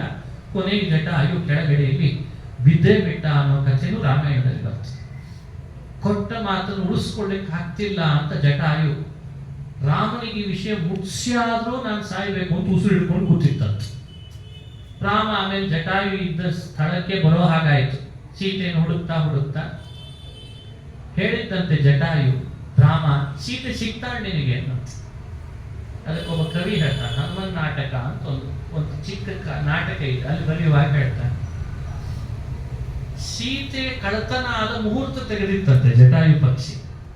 ಅಂದ್ರೆ ಈಗ ಕೆಲವೆಲ್ಲ ಹಿಂದೆ ಆಕಳ ಕಳತನ ಆದ್ರೆ ನಮ್ಮ ಆಕಳ ಎಲ್ಲಿ ಹೋಗಿದೆ ಹೇಳ್ರಿ ಅಂತ ಜ್ಯೋತಿಷ್ಯ ಕೇಳಲಿಕ್ಕೆ ಹೋಗ್ತಿದ್ರಂತೆ. ಅದು ಪ್ರಶ್ನೆ ಜ್ಯೋತಿಷ್ಯ. ಯಾವ ಸಮಯಕ್ಕೆ ಕಳತನ ಆಯ್ತು ಅಂತ ಆದ್ರೂ ಹೇಳಬೇಕು, ಅಥವಾ ಪ್ರಶ್ನೆ ಯಾವ ಸಮಯಕ್ಕೆ ಮಾಡ್ಲಿಕ್ಕೆ ಬಂದಿದ್ದಾನಾದ್ರೂ ನೋಡ್ಬೇಕು. ಒಂದು ಸಣ್ಣ ಲೆಕ್ಕಾಚಾರ ಅದನ್ನು ಹಾಕಿ ಆ ಸಮಯಕ್ಕೆ ಕಳತನ ಆಗಿದೆ ಅಂದ್ರೆ ಆ ಮುಹೂರ್ತದಲ್ಲಿ ಕಳತನ ಆದ ವಸ್ತು ಸಿಗ್ತದೋ ಇಲ್ವೋ, ಯಾವ ದಿಕ್ಕಿನ ಕಡೆಯಲ್ಲಿ ಹೋದ್ರೆ ಸಿಗ್ತದೆ ಅಂತ ಹೇಳುವ ಒಂದು ಅವಕಾಶ ಇದೆ. ಇವು ಎಲ್ಲ ರಾಮಾಯಣದೊಳಗೆ ಬರ್ತಾರೆ. ಶಕುನ ಶಾಸ್ತ್ರ ರಾಮಾಯಣದೊಳಗಿದೆ, ಜ್ಯೋತಿಷ್ಯ ಶಾಸ್ತ್ರ ರಾಮಾಯಣದಲ್ಲಿದೆ. ಈಗ ಪರಶುರಾಮ, ನಿನ್ನೆ ಕಥೆ ಕೇಳಿದ್ವಿ, ಪರಶುರಾಮ ಬಂದ ಅಂತ ಕಥೆ ಕೇಳಿದ್ವಿ. ಬರೋ ಮುನ್ನವನ್ನ ರಾಮಾಯಣದಲ್ಲಿ ವರ್ಣನೆ ಮಾಡುವಾಗ ಕೆಲವು ಪ್ರಾಣಿಗಳು ದಶರಥ ರಾಜನಿಗೆ ವಿರುದ್ಧ ದಿಕ್ಕಿನಲ್ಲಿ ಸಂಚಾರ ಮಾಡಿದ್ವಂತೆ.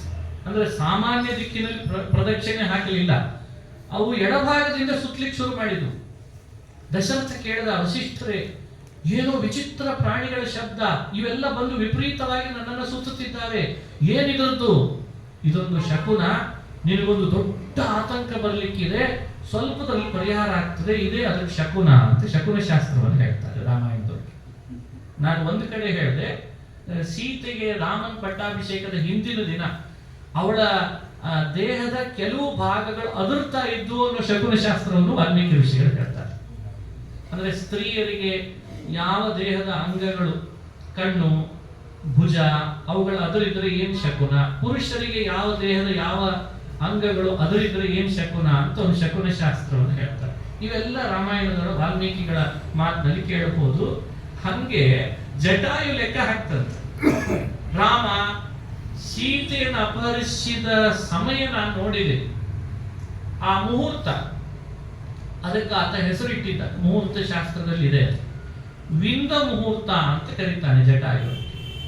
ಚೈತ್ರ ಮಾಸದ ಶುಕ್ಲ ಪಕ್ಷದ ತ್ರಯೋದಶಿಯ ಮಧ್ಯಾಹ್ನದ ಕಾಲದಲ್ಲಿ ಪಿತೃಕಾಲ ಅಂತ ಒಂದು ಬರ್ತದೆ. ಆ ಸಮಯದಲ್ಲಿ ಸೀತಾಪಹರಣ ಆಗಿರ್ತದೆ. ಆ ಸಮಯದ ಸೀತಾಪಹರಣದ ಸಮಯಕ್ಕೆ ವಿಂದ ಅಂತ ಮುಹೂರ್ತ ಅಂತ. ಆ ಮುಹೂರ್ತದೊಳಗೆ ಯಾರಾದ್ರೂ ಒಂದು ವಸ್ತುವನ್ನ ಕಳ್ಕೊಂಡ್ರೆ ಕಳ್ತನ ಮಾಡಿದವರಿಗೆ ಅದು ದಕ್ಕಲ್ಲ ಅಂತಿದೆ ಅಂತ. ಇದನ್ನ ಜಟಾಯು ಹೇಳ್ದ. ಯಾರು ಅಪಹರಿಸಿದಾನೆ ರಾವಣ, ಆ ಅಪಹರಿಸಿದ ಮುಹೂರ್ತ ನೋಡಿದ್ರೆ ನನಗೆ ಹೇಳ್ತಾ ಇದ್ದೇನೆ ಅದು ನಿನಗೇ ಸಿಗ್ತದೆ, ಅವನಿಗೆ ದಕ್ಕಲ್ಲ ಅಂತಿದೆ. ಅದು ಆ ಥರದ್ದು ಮುಹೂರ್ತ ಅದು, ಅದಕ್ಕೆ ನೀನ್ ಸೀತೆಯನ್ನು ಹುಡುಕು, ಸೀತೆ ಸಿಗ್ತಾಳೆ ಅಂತ ಮುಹೂರ್ತವನ್ನು ಹೇಳ್ತು ಜಟಾಯು ಅಂತ ರಾಮಾಯಣದಲ್ಲಿ ಬರ್ತದೆ. ಇದು ಮುಹೂರ್ತ ಶಾಸ್ತ್ರ. ಅದಕ್ಕೆ ರಾಮ ಆ ಜಟಾಯುವಿನ ಮಾತು ಕೇಳಿ ಕಣ್ಣಲ್ಲಿ ನೀರು ಬಂತು. ನನಗಾಗಿ ಅಂತ ನಿನ್ ಪ್ರಾಣನೇ ತ್ಯಜಿಸ್ಬಿಟ್ಟೆಲ್ಲ ನನ್ನ ಹೆಂಡತಿಗಾಗಿ, ಅದೇ ಎಂಥ ಕೆಲಸ ಆಗೋಯ್ತು ಅಂತ ಇಷ್ಟು ಹೇಳ್ತಿದ್ದಾನೆ. ರಾಮನ ದರ್ಶನ ಮಾಡ್ತಾ ಮಾಡ್ತಾ ಅದು ಹಸು ನೀಗ್ತು. ತಂದೆ ದಶರಥನಿಗೆ ಮಾಡಿದ ಸಂಸ್ಕಾರ ಹೇಗೋ ಹಾಗೇ ಜಟಾಯುವಿಗೂ ಕೂಡ ರಾಮ ಸಂಸ್ಕಾರ ಮಾಡಿದ ಅಂತ ವಾಲ್ಮೀಕಿಗಳು ಹೇಳ್ತಾರೆ. ಅವನಿಗೂ ಸದ್ಗತಿ ಕೊಟ್ಟು ಕಳಿಸಿ. ಯಾಕೆ ಈ ಕಥೆ ಇಷ್ಟು ವಿಸ್ತಾರ ಮಾಡಿದ್ರು ವಾಲ್ಮೀಕಿಗಳು ಅಂದ್ರೆ ಒಂದು ಮಾತು ಹೇಳ್ತಾರೆ. ಸೀತೆ ಬೇಕು ಅಂತ ಬಯಸಿದವನು ಯಾರು? ರಾವಣ. ಸಹಾಯಕನಾಗಿ ಮಾರೀಚ ಬಂದ ಜಿಂಕೆಯಾಗಿ. ಸೀತೆಯನ್ನು ಉಳಿಸ್ಕೊಳ್ಬೇಕು ಅಂತ ಪ್ರಯತ್ನ ಪಟ್ಟು ಪ್ರತಿಭಟಿಸಿದ್ದು ಅಧರ್ಮದ ವಿರುದ್ಧ, ಅನ್ಯಾಯದ ವಿರುದ್ಧ ಜಟಾಯು. ಅವನು ದೇಹ ಬಿಟ್ಟ, ರಾಮ ಬಂದ. ವ್ಯತ್ಯಾಸ ಏನು ರಾಮ ರಾವಣರಿಗೆ ಅಂತ ಹೇಳ್ತಾರೆ. ಸೀತಾಪಹರಣಕ್ಕೆ ಸಹಾಯ ಮಾಡಿದ ಮಾರೀಚ ಸತ್ರು, ರಾವಣ ಏನು ವಾಪಸ್ ಬರಲಿಲ್ಲ. ಅರೇ ಮಾರೀಚ ಸತ್ತೋದಲ್ಲ, ಅವನಿಗೇನಾದ್ರೂ ಸದ್ಗತಿ ಕೊಡಿಸೋಣ ಅಂತ ರಾವಣ ಬರಲಿಲ್ಲ. ಆದರೆ ಸೀತೆಯನ್ನ ರಕ್ಷಿಸಬೇಕು ಅಂತ ಪ್ರಾಣ ಬಿಟ್ಟಂತಹ ಜಟಾಯುವಿಗೆ ಸದ್ಗತಿಯನ್ನು ಕೊಡ್ಲಿಕ್ಕೆ ರಾಮ ಬಂದ. ಇದೇ ರಾಮ ರಾವಣರ ವ್ಯತ್ಯಾಸ ಅಂತ ರಾಮಾಯಣ ನಮಗೆ ತಿಳಿಸ್ತದೆ. ಇರ್ಲಿ, ಅದು ಅಪರಾಧನೆ, ಅದು ಅಪರಾಧನೆ. ಸೀತಾಪಹರಣ, ಒಂದು ಹೆಣ್ಣನ್ನು ಅಪಹರಿಸ್ಲಿಕ್ಕೆ ಸಹಾಯ ಮಾಡೋದು ಅದು ದೊಡ್ಡ ಅಪರಾಧನೆ.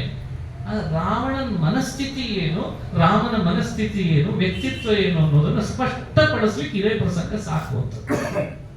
ಬಂದ ಮಾರೀಚ ಬಂದ, ಅವನಿಗೇನಾದ್ರೂ ಸದ್ಗತಿ ಕೊಡಿಸೋದು ವಿಚಾರನಾದ್ರೂ ತಗದ್ನ? ಏನಿಲ್ಲ, ಸತ್ರ ಸಾಯಿಲಿ ಅಂತಂದ. ನನಗೆ ಸೀತೆ ಸಿಕ್ಕಲೇ ಇಲ್ಲ. ಇದೇ ರಾವಣ. ನಮ್ಮ ಬದುಕಿನೊಳಗು ನಮಗೆ ಸಹಾಯ ಮಾಡಿದವ್ರು ಏನಾದ್ರೂ ನಮಗೇನಂತ್ರಿ, ನಾವು ಆರಾಮಿದ್ದೇವಲ್ಲ ಅದು ಸಾಕು ಅನ್ನೋರು ಎಷ್ಟು ಜನ ಇಲ್ಲ. ಅರೆ ನಮಗಾಗಿ ಅಂತ ಅವತ್ತಿನ ಕಷ್ಟ ಕಾಲದಲ್ಲಿ ನಮಗೆ ಅವ್ರು ಸಹಾಯ ಮಾಡಿದ್ರಲ್ಲ, ಅವರಿಗಾಗಿ ನಾವೇನು ಮಾಡದೇ ಇದ್ರೆ ಹೇಗ್ರಿ ಅಂತ ರಾಮನಿಗೆ ಜಟಾಯುಗೂ ಸದ್ಗತಿ ಕೊಡಿಸಿದವ್ರು ಎಷ್ಟು ಜನ ಇದ್ದಾರೆ ಹೇಳಿ. ರಾಮನಾಗ್ತೀರಾ, ರಾವಣನಾಗ್ತೀರಾ? ಸಹಾಯಕ್ಕೆ ಪ್ರತಿ ಸಹಾಯ ಮಾಡಿ ಕೃತಜ್ಞತೆ ಸಲ್ಲಿಸ್ತೀರಾ? ಮಾಡಿದ ಸಹಾಯವನ್ನೇ ಮರೆತು ಕೃತಜ್ಞರಾಗ್ತೀರಾ? ಒಂದು ಸಣ್ಣ ಸಹಾಯ ಮಾಡಿದ್ರು ಅವರಿಗೆ ಉಪಕಾರ ಮಾಡಿದ್ರಲ್ಲ ಅಂತ ಅವರಿಗೂ ಒಳ್ಳೇದಾಗ್ಲಿ ಅಂತ ಬಯಸ್ತೀರಾ ರಾಮನಂತೆ? ಅಥವಾ ನನ್ನ ಕೆಲಸ ಮುಗೀತಲ್ಲ, ಇನ್ನು ಆ ಕಡೆ ದಿಕ್ಕಿಗೆ ಹೋಗ್ಬಾರ್ದು ಅಂತ ನಮ್ಮ ಕೆಲಸ ನಾವು ಮುಗಿಸ್ಕೊಂಡು ಹೋಗೋದು ಅಂತ ಆಗ್ತೀರಾ? ಏನಾಗ್ತೀರಿ? ರಾಮನಾಗ್ತೀರಾ, ರಾವಣನಾಗ್ತೀರಾ? ಹೆಣ್ಣಿಗೆ ಅನ್ಯಾಯ ಆಗ್ಬಾರ್ದು ಅಂತ ಪ್ರಾಣಕ್ಕೆ ಪ್ರಾಣ ಕೊಟ್ಟು ಹೊರಡಾಡುವ ಜಟಾಯು ಆಗ್ತೀರಾ? ಶತ್ರು ಪರವಾಗಿಲ್ಲ, ರಾಮನಿಗೆ ಅನ್ಯಾಯ ಆಗ್ಲಿ, ಸೀತೆಗೂ ಅನ್ಯಾಯ ಆಗ್ಲಿ ಅಂತ ಮಾರೀಚನಾಗ್ತೀರಾ?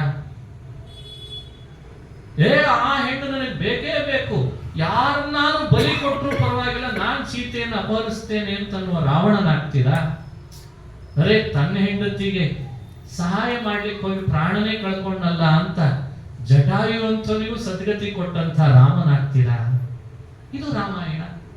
ರಾಮಾಯಣ ಅಂದ್ರೆ ಏನು ಅಂದ್ರೆ ಇದೇ ಚಿತ್ರಣ. ಯಾರಾಗ್ತೀರಿ? ರಾಮನಾಗ್ತೀರಾ, ಸೀತೆ ಆಗ್ತೀರಾ, ಜಟಾಯು ಆಗ್ತೀಯಾ, ಮಾರೀಚನಾಗ್ತೀಯಾ, ರಾವಣನಾಗ್ತೀಯ? ಯಾರಾಗ್ತೀರಿ ಅಂತ ನಿಮಗೆ ಬಿಟ್ಟದ್ದು ಅಂತ ರಾಮಾಯಣ. ಈ ಮುಖವಾಗಿ ರಾಮಾಯಣ ದರ್ಶನವನ್ನು ನಾವು ಮಾಡ್ತಾ ಬಂದ್ರೆ ಎಲ್ಲೋ ಒಂದ್ ಕಡೆಯಿಂದ ನಮ್ಮನ್ನು ಅದು ಬದಲಾಯಿಸ್ತದೆ ಅಂತ ಆ ಸಂದೇಶಗಳನ್ನು ನೀಡ್ತಾರೆ. ಆ ಭಿಕ್ಷು ವೇಷದಲ್ಲಿ ಬಂದ ರಾವಣ, ಭಿಕ್ಷು ವೇಷದಲ್ಲಿ ಬಂದ ರಾವಣ ಸೀತೆಯನ್ನು ಅಪಹರಿಸಿದ. ಸೀತೆ ಅಂತ ನೀನೇ ವೇಷ ಬದಲಾಯಿಸಬಹುದಾದ್ರೆ ನನಗೆ ಬರಲ್ವೇ ಅಂತ ಯೋಚಿಸಿದ್ರಿ. ನೀನೇ ಇಷ್ಟು ಯೋಚನೆ ಮಾಡ್ತಿ, ಭಿಕ್ಷು ವೇಷದಲ್ಲಿ ಬರ್ತೇನೆ, ನಾನು ಯಾರು ಅಂತ ಗೊತ್ತಾಗಲ್ಲ, ಅಪಹರಿಸ್ಕೊಂಡು ಹೋಗ್ತೇನೆ ಅಂತ ನೀವೇ ಹೀಗೆ ವೇಷ ಬದಲಾಯಿಸ್ಕೊಂಡು ಬರ್ತೀನಿ ಅಂದ್ರೆ ನಾನು ವೇಷ ಬದಲಾಯಿಸದೇ ಇರ್ತೇನ? ಅವಳೇನ್ ಮಾಡಿದ್ಲು? ಆ ಕೂಡಲೇ ತಂದೆ ಆದ ಪ್ರತಿಕೃತಿಯನ್ನು ಇಟ್ಲು. ಆ ಪ್ರತಿಕೃತಿಯನ್ನೇ ತಗೊಂಡು ಹೋದಾಯ್ತು ಅಷ್ಟೆ. ರಾವಣನಿಗೆ ಸೀತೆ ಸಿಗ್ಲಿಲ್ಲ, ಪ್ರತಿಕೃತಿ ಸಿಗ್ತದೆ. ಆಕೃತಿ ಸಿಕ್ತಷ್ಟೇ, ಸೀತೆ ಸಿಗಲಿಲ್ಲ. ಸೀತೆ ಎಲ್ಲಿ ಹೋದ್ಲು? ಭಗವತ್ಪಾದರು ಮೂಲ ರಾಮಾಯಣದಲ್ಲಿ ಇದ್ದ ವಿಷಯ ಹೇಳ್ತಾರೆ. ಕೈಲಾಸದಲ್ಲಿ ಶಿವನ ಮನೆಯಲ್ಲಿ ಇದ್ಲಂತೆ ಸೀತೆ. ಶಿವ ಪಾರ್ವತಿಯರು ಪ್ರಾರ್ಥನೆ ಮಾಡಿಕೊಂಡ್ರು ಲಕ್ಷ್ಮೀ ದೇವಿಯನ್ನು, ಇಷ್ಟು ವರ್ಷಗಳ ಕಾಲ ನನಗೆ ನಿನ್ನ ಸೇವೆ ಭಾಗ್ಯ ಕೊಡು ಅಂತ ಕೇಳ್ಕೊಂಡ್ರಂತೆ. ಸಮಯ ಬರಲಿ ಕೊಡ್ತೇನೆ ಅಂತಂದಿದ್ರು. ರಾವಣ ಅಪಹರಿಸ್ಲಿಕ್ಕೆ ಬಂದಾಗ ಸೀತೆ ಕೈಲಾಸಕ್ಕೆ ಹೊರಡ್ತಾಳಂತೆ. ಹಾಗಾದ್ರೆ ಇಲ್ಲಿದ್ದವಳು ಯಾರು? ಅಗ್ನಿಯ ಮಗಳಾದ ವೇದವತಿಯನ್ನು ಅಲ್ಲಿ ಇಟ್ಟು ಹೋಗ್ಬಿಟ್ಲಂತೆ. ಅವಳೊಳಗೂ ಲಕ್ಷ್ಮೀ ಸನ್ನಿಧಾನನೇ, ಅವಳು ಸೀತೆ ಇದ್ದ ಹಾಗೆ ಇದ್ಲಂತೆ. ಇದನ್ನು ರಾವಣ 10 ತಲೆ ಆದ್ರೂ ಪತ್ತೆ ಹಚ್ಚಲಿಕ್ಕೆ ಆಗಲಿಲ್ಲ. ಅದಕ್ಕೆ ಹೇಳ್ತದೆ, ಮನುಷ್ಯ ಮಾಡಬಾರ್ದ ಕುಕೃತ್ಯಗಳನ್ನ ಏನೆಲ್ಲ ಹೊಂಚಾಕಿ ಮಾಡ್ಲಿಕ್ಕೆ ಹೋಗ್ತಾನಲ್ಲ, ಅವನಿಗೆ ಡೂಪ್ಲಿಕೇಟೇ ಸಿಗ್ತದಂತೆ. ಸರಳ ದಾರಿಯಲ್ಲಿ ಹೋಗ್ತಾನಲ್ಲ, ಅವನಿಗೆ ಸರಿಯಾದ ಸಿಗ್ತದೆ. ಇದು ಯೋಚನೆ ಮಾಡಿದ್ರೆ ಸರಳವಾದ ಸಂದೇಶ ರಾಮಾಯಣದಿಂದ. ಭಾರಿ ಯೋಚಿಸಿರ್ತಾನೆ, 10 ತಲೆಯಿಂದ ಯೋಚಿಸಿದ್ದ. ನಾನ್ ಜಿಂಕೆಯನ್ನು ಕಳಿಸ್ಬಿಡ್ತೀನಿ, ರಾಮ ಅಲ್ಲಿ ಬಂದು ಬಿಡುತ್ತಾನೆ. ಮಾರೀಚ ಸಾಯುವಾಗ ಕೂಗ್ತಾನೆ ಲಕ್ಷ್ಮಣ ಸೀತೆ ಅಂತ, ಲಕ್ಷ್ಮಣನು ಬಂದ್ಬಿಡ್ತಾನೆ. ಒಬ್ಬಳೆ ಆಗ್ತಾಳೆ ಸೀತೆ, ಸಿಕ್ಕೇ ಬಿಡ್ತಾಳೆ. ಅವನ ತಲೆಯೊಳಗೆ ಯೋಚಿಸಿದ್ರೆ ಸೀತೆ ಅಂತಾಳೆ, ಇಷ್ಟು 10 ತಲೆಯಿಂದ ಯೋಚನೆ ನೀ ಮಾಡಿದ್ದಿ, ಆದ್ರೆ ಸೀತೆಯೂ ಹೀಗೊಂದು ರೂಪ ಬದಲಾಯಿಸಬಲ್ಲು ಅನ್ನೋ ಯೋಚನೆ ರಾವಣನಿಗೆ ಬಂದಿರ್ಲಿಲ್ಲಲ್ಲ. ಇದೇ ದಡ್ಡತನ ಅಂತದೆ ರಾಮಾಯಣ. ಈ ದಡ್ಡತನವೇ ನಿಮ್ಮನ್ನ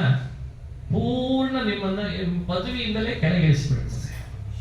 ಸೀತೆ ಸಿಕ್ಕಳು ಅಂತ ಅನ್ಕೊಂಡ, ಸಿಕ್ಕದ್ದು ಸೀತಾಕೃತಿ ಸಿಕ್ಲು, ಅದನ್ನು ಸೀತೆ ಅಂತ ಭ್ರಮಿಸೇ ಕರ್ಕೊಂಡು ಹೋದ ಅಂತ ರಾಮಾಯಣ ರಾವಣನ ಬಗ್ಗೆ ಒಂದು ವ್ಯಂಗ್ಯ ಮಾಡಿ ಹೇಳಿದ ಮಾತು ಕೂಡ ಇಲ್ಲಿ ನೆನಪಾಗ್ತದೆ. ಇದಾದ ಮೇಲೆ ಮುಂದೆ ನಡೆದದ್ದು, ಸೀತೆಯನ್ನ ರಾಮ ಅನ್ವೇಷಣ ಮಾಡಲಿಕ್ಕೆ ಅಂತ ಹೊರಟ ಅಂತ ಕಥೆ ಬರ್ತದೆ. ಅನ್ವೇಷಣದಲ್ಲಿ ಕಿಷ್ಕಿಂಧೆಗೆ ಬಂದ. ಕಿಷ್ಕಿಂಧೆಯಲ್ಲಿ ಅದಕ್ಕಿಂತ ಮುಂಚೆ ಪಂಪಾ ಸರೋವರ ಅಂತ, ಪಂಪಾ ಸರೋವರದಲ್ಲಿ ಶರಭಂಗ ಅಂತ ಋಷಿಗಳು, ಅಲ್ಲಿದ್ದ ಶಬರಿ ಅಂತ ಇನ್ನೊಬ್ಬಳು ಭಗವಂತನ ರಾಮನ ಭಕ್ತಳು, ಅವರಿಬ್ಬರನ್ನು ಅನುಗ್ರಹಿಸಿ ಮುಂದೆ ಆಂಜನೇಯನೊಟ್ಟಿಗೆ ಸಮಾಗಮ. ಸುಗ್ರೀವ ವಾಲಿಯರಲ್ಲಿದ್ದ ಘರ್ಷಣೆಗೆ ವಾಲಿಯ ಸಂಹಾರ ಮಾಡಿ ಸುಗ್ರೀವನಿಗೆ ರಾಜ್ಯ ಕೊಡಿಸಿದ ರಾಮ ಅನ್ನೋ ಚರಿತ್ರೆ ಬರ್ತದೆ. ಕಿಷ್ಕಿಂಧಾ ಕಾಂಡ ನಾಳೆ. ಕಿಷ್ಕಿಂಧಾ ಕಾಂಡ, ಸುಂದರಕಾಂಡ, ಅವು ಬಹಳ ಸುಂದರ ಕಾಂಡಗಳು. ಯುದ್ಧ ಕಾಂಡ ಅಷ್ಟು ವಿಸ್ತಾರ ಮಾಡೋದಲ್ಲ. ಕಿಷ್ಕಿಂಧಾ ಕಾಂಡ, ಸುಂದರ ಕಾಂಡಗಳು ರಾಮಾಯಣದಲ್ಲಿ ಬಹಳ ವಿಶೇಷ. ಅದನ್ನ ನಾಳೆ ಮತ್ತೆ ಅನುಸಂಧಾನಕ್ಕೆ ತರೋಣ ಅಂತ ಹೇಳ್ತಾ, ಶ್ರೀಕೃಷ್ಣಾರ್ಪಣಮಸ್ತು. ಹರಯೇ ನಮಃ, ಹರಯೇ ನಮಃ. ಆಪದಾಮಪಹರ್ತಾರಂ ದಾತಾರಂ ಸರ್ವಸಂಪದಾಂ ಲೋಕಾಭಿರಾಮಂ ಶ್ರೀರಾಮಂ ಭೂಯೋ ಭೂಯೋ ನಮಾಮ್ಯಹಂ. ಆಪದಾಮಪಹರ್ತಾರಂ ದಾತಾರಂ ಸರ್ವಸಂಪದಾಂ ಲೋಕಾಭಿರಾಮಂ ಶ್ರೀರಾಮಂ ಭೂಯೋ ಭೂಯೋ ನಮಾಮ್ಯಹಂ. ಆಪದಾಮಪಹರ್ತಾರಂ ದಾತಾರಂ ಸರ್ವಸಂಪದಾಂ ಲೋಕಾಭಿರಾಮಂ ಶ್ರೀರಾಮಂ ಭೂಯೋ ಭೂಯೋ ನಮಾಮ್ಯಹಂ. ಆಪದಾಮಪಹರ್ತಾರಂ